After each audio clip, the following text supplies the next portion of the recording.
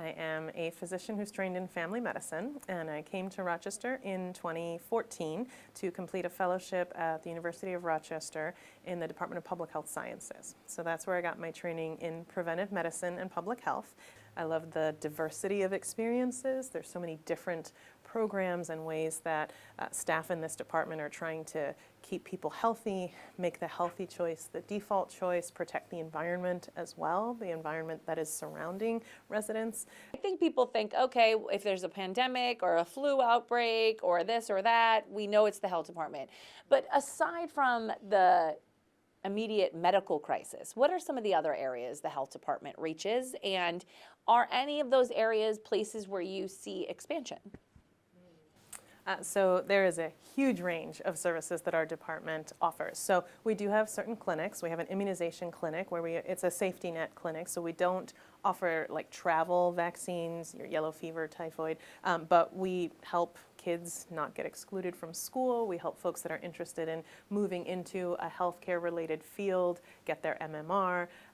And so there's vaccination efforts that we take flu and COVID vaccines out into the community, into homeless shelters, and really try to reach other populations that might have barriers that would prevent them from coming into us. And then we also have a sexual health clinic. A lot of folks may not be aware that we have a huge, huge problem in this county with high rates of gonorrhea, chlamydia, and syphilis. And a lot of folks think, oh, syphilis, that's such an old-timey illness. No, it is very much present with us. That experience at the clinical level sort of is what triggered you to get into public health, right? So I got a little bit frustrated with the way we do healthcare in the United States. We don't actually have healthcare, we have sick care. And so it was frustrating to me to be in my clinic or be working in the hospital and seeing patients come in who could have developed preventable illnesses if they'd had other non-medical supports. So 80% of what determines whether someone is going to be healthy or going to be sick is determined by what we call the social drivers of health. Do you have enough food to put on the table? Do you have a safe place to move your body and be physically active? A person's ability to read or write numbers, understand what is written for them. Do people have limited English proficiency? Can they understand what a healthcare provider is instructing them to do for themselves, for their child? And oftentimes, unfortunately, the answer is no.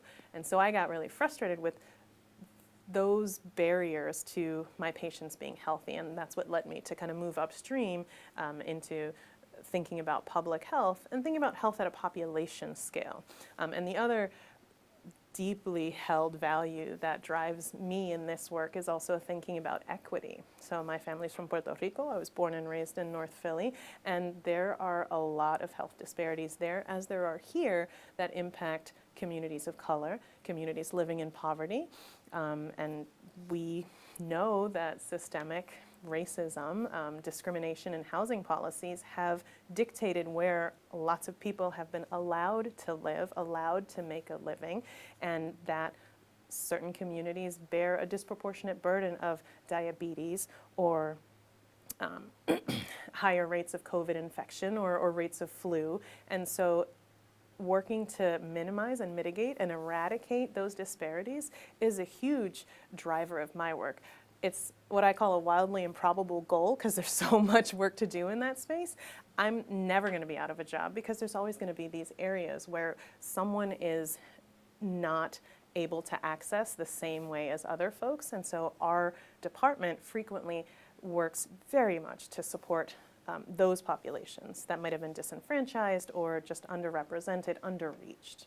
Yeah, we talked a lot about that during COVID too, with Absolutely. access to care, access to vaccines, that kind of thing. So as the deputy commissioner, what did you sort of lead up or head up that people would relate to, or what kind of work did you do in that position that we could point to sort of to say, she, this is what she did as the deputy commissioner, and then how do you see that expanding as the commissioner?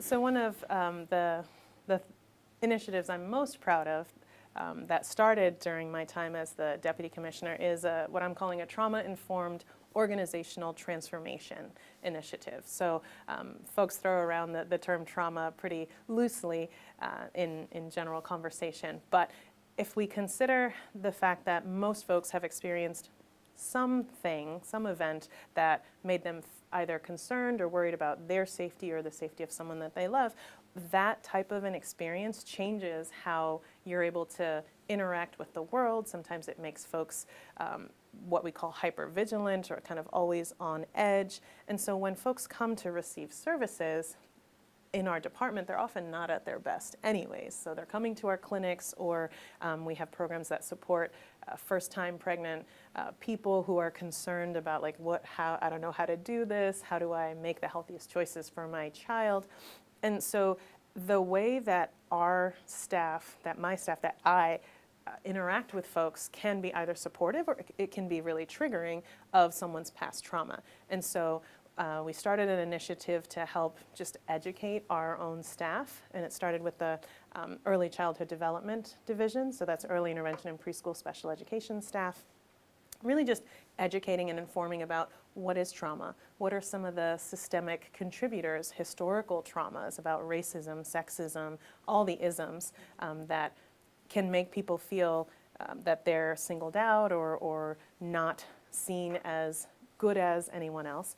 And then how do we take a critical lens and look at our policies and our procedures and make them as trauma-informed as possible? How can we create a space of psychological, physical safety so that people can come and not be on edge? How do we give choice wherever it is possible? How do we empower folks to make the decisions that are going to fit their life better, as opposed to have a cookie cutter model that we expect our patients and clients to fit into? And how so it sounds like it's more welcoming, almost. And, some of it, yep. And that's what you know, if I'm understanding you correctly, it's making people feel safe enough to come to you when they need those services and that help. Yeah, and treat them in a way that's not going to re-traumatize them when they're coming to get WIC benefits so that they can address their food insecurity, or in a potentially contentious situation where one of my staff does have to go to a restaurant and find a violation.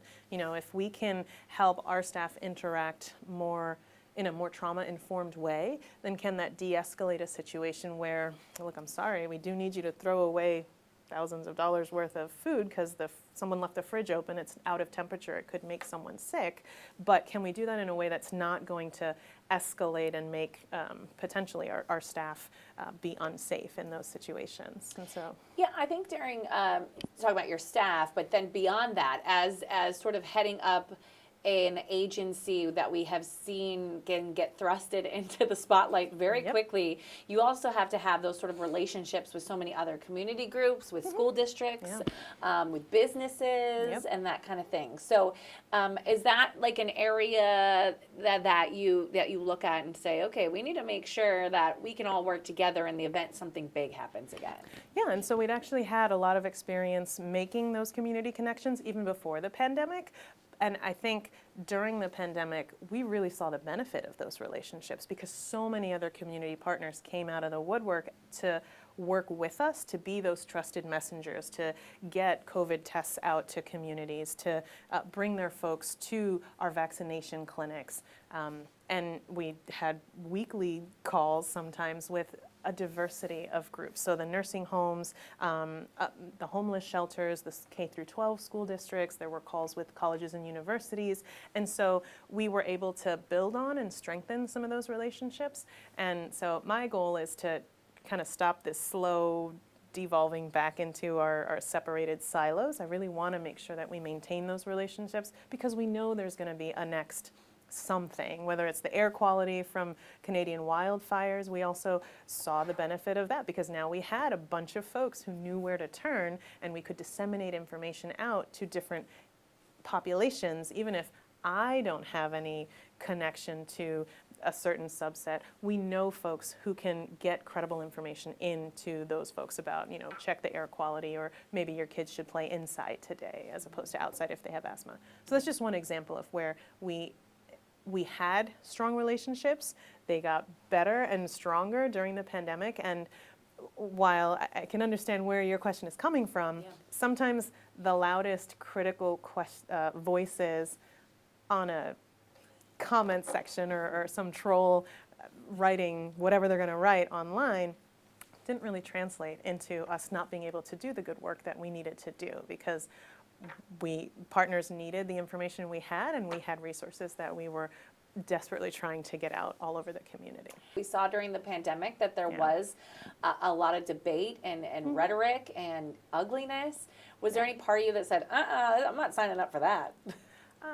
There was I'm not going to pretend that there wasn't some consideration. I mean, during the pandemic, things got pretty ugly for many folks in my position. There were threats made against my predecessor and his family and his children and his wife. And so that was a real reality that I witnessed that I needed to consider in terms of just physical safety for my own family.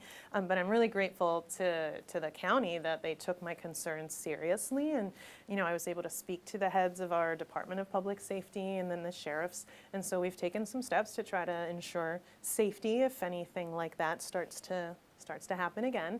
I am fully aware that women in leadership often receive specific types of criticism that our male counterparts do not. So I'm preparing for that, and you just got to develop a thick enough skin to let some of that roll off and still be receptive to useful and constructive criticism. So if a community member, an organization has a need that we're not filling, okay, I want to hear that. And just ignore the comments about my looks or anything like that. Yeah. I wanted to ask about, there's been some national talk about some public health issues, starting with fluoride in the water. I know Monroe County has fluoride in the water. There's some talk as to whether the feds would be looking at that in some ways. My understanding, it's a local issue and up to the local municipalities. Correct. But I guess, where do you stand when it comes to fluoride in the water, if that's something that does get discussed on a national level? I think the data are very clear that when you have a certain level of fluoride in the water, that improves oral health. And so the idea of fluoridating the water supply grew out of some of those observational studies of this population has a higher natural level of fluoride and this doesn't. And look, they've got fewer oral health issues. And, the health of one's mouth is so critical to your overall health, and it's a little bit crazy that in this country we have kind of divorced mental health and oral health from and the health of your eyes from the rest of your body. But I would 100% be in support of maintaining fluoridation because that is a population-wide intervention. Even if someone can't afford toothpaste, even if they don't know that it's important to buy fluoridated toothpaste, even if they don't have access to a dentist, we all access water. And so that's a way to improve the health of all populations in one fell swoop. And so that kind of broad population improving intervention, 100% in support of that in whatever domain we're talking about. Yeah. You mentioned the medical examiner's office. We have done some stories on that over the last couple of years about just the sheer volume that is being experienced there and the length of time it takes for some families to get answers. How do you look at that task ahead in managing that and making it better for families? Yeah, according to the number of deaths that we have, if we were to meet national standards for the caseload, we would need to hire 2 more medical examiners to manage this number of cases. And it's challenging. We're just not, as a country, we're not producing enough forensic pathologists to fill all the open positions. And so that is putting kind of a higher burden on the medical examiners that we do have. And they are a hardworking crew over there. And so we are grateful that the county has been able to make it possible for us to hire more support staff. We now have a family liaison that is able to interact more consistently with families when they call in and try to explain the process. But we are still committed to treating everyone equitably. So it is unfair to bump someone else's case just because they have the wherewithal to call or think they have pull with someone that's going to make a big stink. What do we do for all the rest of these families? So we do take that equity piece very seriously, and it is heartbreaking for families to have to wait as long as they do. But we do have processes in place to be able to provide preliminary documentation for folks who just need to prove to an insurance company that maybe the decedent didn't actually have anything to do with their own death so that they can access insurance policies or other things. So we already have those mechanisms in place, and so our staff are very skilled at walking families through, again, in a trauma-informed way, knowing that this is a horrible time, a horrible period for anyone in anyone's life if they have to interact with the medical examiner's office, even though those staff are fantastic people. We had a recent story, and I think you were probably at the helm, so this probably came up your way, about keeping property of people. That's a county decision, we were told. Is that So that something is you're reconsidering, or no? no. That policy is in place to make sure that if there is concern about any illegal activity, or if there needs to be any sort of a legal law enforcement investigation, any of those objects could become evidence in a case. And so we need to do justice by the decedent to be able to find whatever cause of death, and if there is a need, bring someone to justice. And so some of those articles could become evidence, and so therefore the policy is to retain all of it until we can determine there is no plan to take a law enforcement approach, and then there's regular mechanisms to release those articles to the next of kin.